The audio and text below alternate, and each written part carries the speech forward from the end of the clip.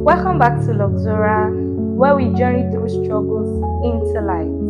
I'm your host, Ebube Chukwu, and you're listening to the second episode of our identity series, Unmasking Me. Today's episode is titled, Who Told You That? This is a question God Himself asked in the Garden of Eden, and it's a question that we all have to ask ourselves, because if you must discover who you are, you have to also deal with where you have been getting your definitions from. Here's the hard truth. Most of us didn't choose our identities. It was handed to us by others. Maybe a parent said, you will never be good enough. Or a teacher said, you're not smart. Or the society screamed, you have to look like this to matter. Or even trauma whispered, you are broken forever. And we believed them. You see, lies became labels. Labels became identities. And over time, we don't even question them. We just wear these labels. Today, we're tearing off these labels.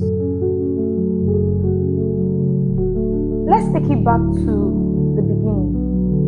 When Adam and Eve ate the fruits God asked them not to after the serpent deceived them, the Bible recorded that their eyes were opened and they discovered they were naked. Now, in the cool of the evening, when God came so that He would have the normal communion He did have with them, they hid. And eventually, when God found them, they said they hid because they were naked. God asked them a question. He said, Who told you that? That question was not because God didn't know who told them, but He asked so that He can expose the voice that distorted their vision.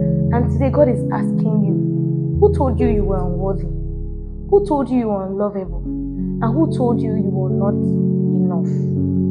Now, here's what happens when we live under false beliefs. 1. We shrink ourselves in rooms where we were supposed to lead. 2. We stay in unhealthy relationships or toxic relationships because we feel we don't deserve better. 3. We strive endlessly for validation, but we never feel like we're really seen. And then 4th, we suffer silently, stuck in the cycles of shame, the cycles of pain, as well as in the cycles of fear. Let me share something personal. There was a time in my life I believed I wasn't worthy of speaking out, that my voice didn't matter because I hadn't arrived. That lie kept me for so long, until God reminded me of something. He said, it's not about where you are, but about who is with you and where He's taking you to. You know, that alone changed everything for me. So here's something powerful you need to know. God never speaks shame. God never speaks fear. God never speaks rejection. Whenever He calls you chosen, according to 1 Peter chapter 2, verse 9. He calls you loved, according to Romans 8:38-39.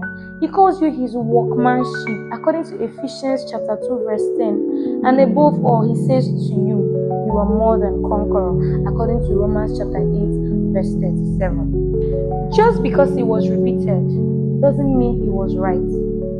Just because it was said by someone older doesn't mean it was wise. And just because you believed it doesn't mean you should keep carrying it. Healing your identity means unlearning the lies and relearning the truth. It means replacing I am not enough with I am fearfully and wonderfully made. It means replacing I am a mistake with I am born for a purpose. And it means replacing I have no value with I have been bought with a price. This process is raw. It can take time, but it's worth it. Let's get practical. So here's the challenge for the week. I would love you to write out every negative belief that you've held on to about yourself. And beside each of these beliefs, I would like you to write a truth or a Bible verse that contradicts it. So here's a few to start. Besides I am not enough, you can write, my grace is sufficient for you. Beside I am forgotten, you can write, I have engraved you in the palms of my hand.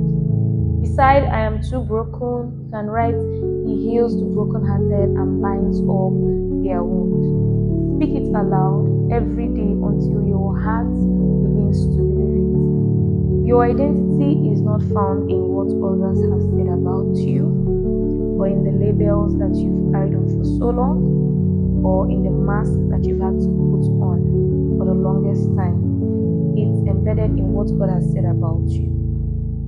And remember, this is Luxora, and it's not just a podcast, it's a movement, it's a safe space, and it's a family. So if today's podcast stirred up something in you, I'll encourage you to share it with someone else who you think might need it.